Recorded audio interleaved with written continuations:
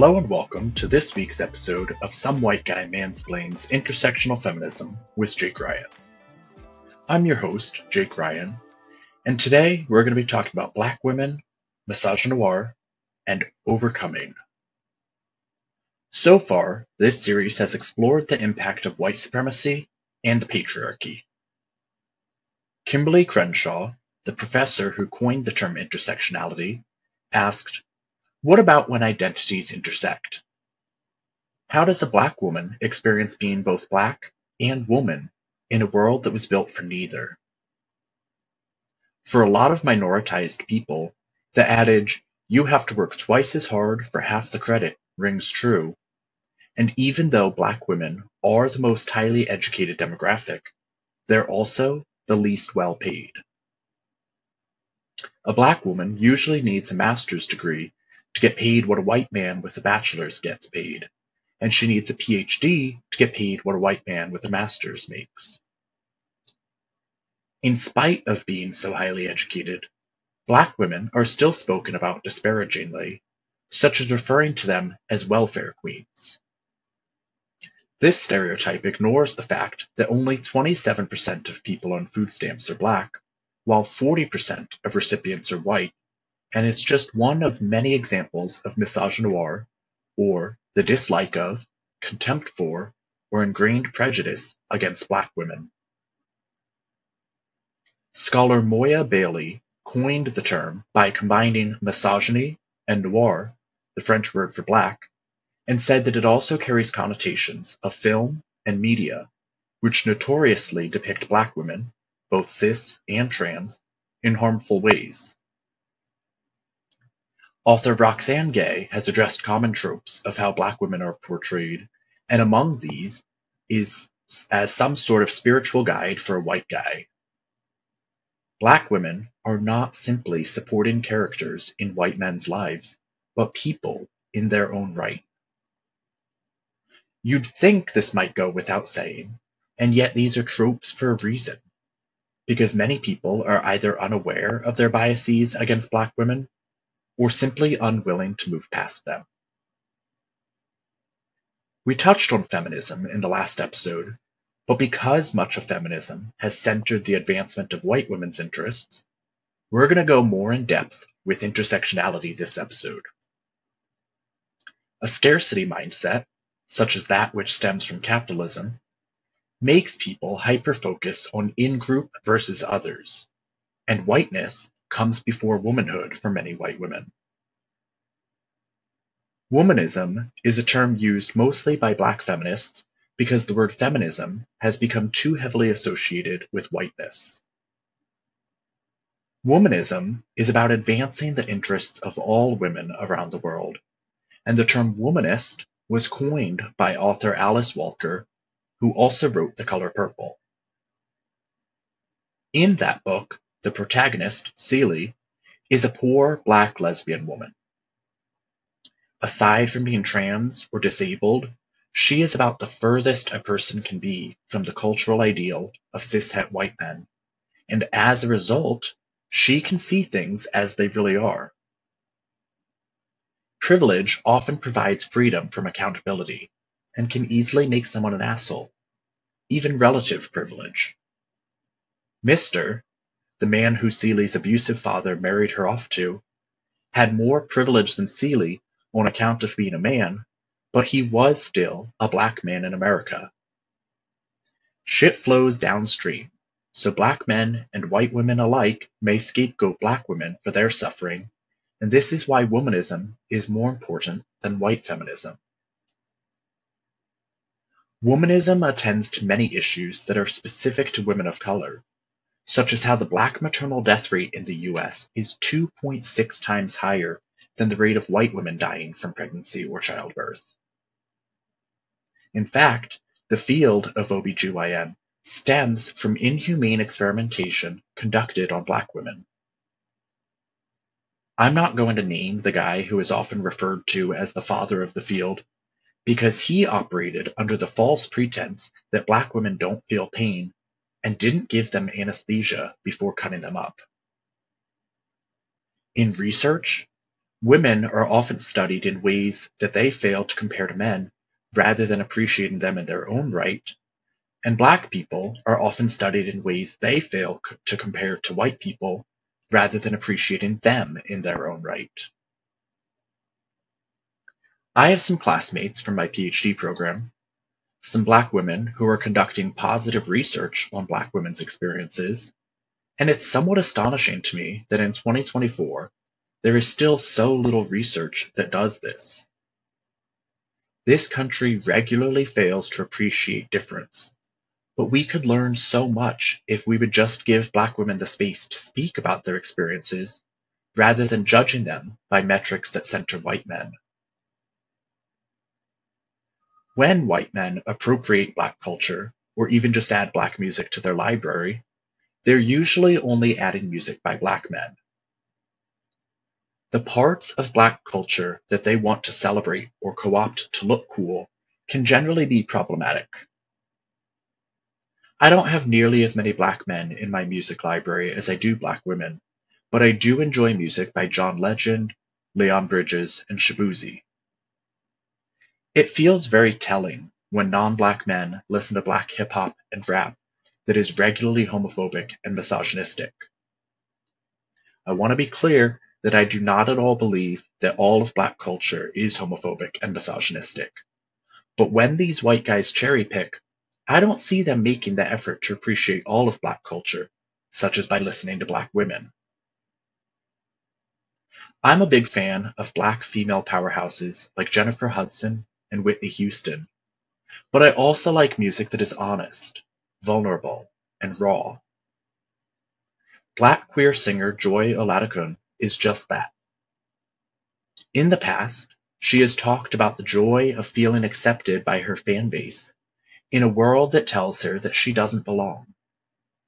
Joy says, "I think a lot of my music comes from a place of knowing that not all Black queer people got to live this long or get this far. It feels like I'm fighting with both the idea of progress, the reality of progress, and the cost of it." A quick aside about her comment of people like her not getting to live this long. I first discovered Black trans model and activist Monroe Bergdorf in 2018 when I saw a clip of her, then 31, saying, "Statistically speaking, I only have another 4 years to live." The average life expectancy for a white woman in the US is 80, but for a Black trans woman, it's only 35. There is no reasonable justification for this disparity. More recently, Joy Oladokun released an album where she discusses her very honest feelings about her experiences of living in East Nashville. She said, "It's not even because Nazis can walk around freely. That's a problem, but Nazis are gathering all over the states. My genuine issue is the people who only want to do enough to appear good, but will never lift a finger to actually help." Privileged people know who Nazis target, and that it's not them. Wanting to look good isn't the same as doing good, and it's a symptom of white supremacy that white people think their image matters more than other people's material lives. True allyship involves risk. It isn't enough to just know that things need to change. It's about actually stepping up and using your privilege to create that change. In the last few elections, we've heard it repeated that Black women saved democracy. This begs the question of why it's always on them. Why aren't more of us concerned with everyone's well-being? In a better world, we'd be voting and acting in pursuit of the common good, rather than our own self-interests. Jennifer Hudson has a song called "Burden Down," a beautiful ballad in which she seems to be singing about always having to be strong in her relationships, but I think the song also applies to the burden of misogynoir. She sings, "I'm a pillar you got used to leaning on. Underneath it, there's a person. I'm a woman, and I'm hurting. 'cause I feel like I'm holding up the world. One of the societal scripts we hold of Black women is that they're strong, and I don't think most people realize the drawback to this. Why must Black women always be tough? Why do we praise their overcoming, but not the unnecessary obstacles in their path? Do they not also deserve softness, rest, and ease? We hear about how Black women have overcome so much to get where they are. We laud Beyoncé, Oprah, and the Williams sisters for becoming some of the top names in their arenas, but you never hear about Jeff Bezos, Elon Musk, or Bill Gates overcoming. People get so close to connecting the dots sometimes, and then they miss the point. People who are strong and resilient often become that way because of hardship, not because they simply chose to be tough. The term respectability politics applies to the ways that marginalized people might have to downplay their own culture and act in accordance with mainstream culture's attitudes and preferences so as to be seen as having value. This is, of course, incredibly fucked up because no one should have to pretend to be something that they're not in order to be respected. Black trans women face this pressure perhaps most strongly and respond to it in different ways. Laverne Cox, for example, is very well spoken and presents herself in a traditionally feminine way. T.S. Madison, on the other hand, made the conscious choice to not play into respectability politics, and fortunately, she still has a successful career as well. There are people who like her authenticity and her unwillingness to adhere to these harmful standards. Now, I mention this not to critique Laverne or anyone else, but to critique the pressures they face to conform to standards that have no respect for their identities. Other famous Black trans women, like Dominique Jackson and Monroe Bergdorf, navigate these pressures in their own way, and I've linked an article below for your further reading to better understand the expectations that they're subjected to. I think that one of the biggest gripes our society holds against trans women is that they gave up their masculinity in order to be who they authentically are, and on account of being Black women, they become easy targets for unfairly harsh criticism. I want you to make some time to explore some of the writings of prominent Black feminists like Audre Lorde, Bell Hooks, and Angela Davis. As I've said before, their positionality gives them a worldview that people who look like me would never be able to conceive of on our own. Of her many books, I read the first chapter of Bell Hooks' book All About Love, and she came out the gate swinging. She talks about how abuse is not love, and we're so used to accepting abusive behavior and calling it love that many of us don't truly know what love looks and feels like. She didn't sugarcoat things, and I had to sit with that first chapter for at least 2 weeks to process her truth before I could move on to the next chapter. Angela Davis's writings have critiqued the centering of Black men in efforts toward racial equality and questions where Black women fit into this. Similarly, she critiques women's rights movements that ignore Black women, who fall to the wayside in many regards, and her writing has been described as intersectional, even though it came before that term was coined. Audre Lorde theorizes about who has more power, Black men on account of being men, or white women on account of being white. She notes her own positionality and critiques any feminism that does not attend to the needs of poor women, Black women, lesbians, and women in what we call third world countries. She once said at a 1979 conference, "I am Black and lesbian, and what you hear in my voice is fury, not suffering."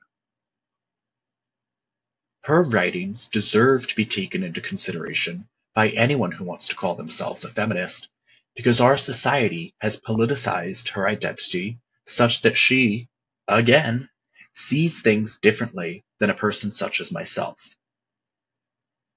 The last Black feminist author I want to encourage you to check out is Mikki Kendall. I think the title of her latest book, Hood Feminism: Notes from the Women That a Movement Forgot, says it all.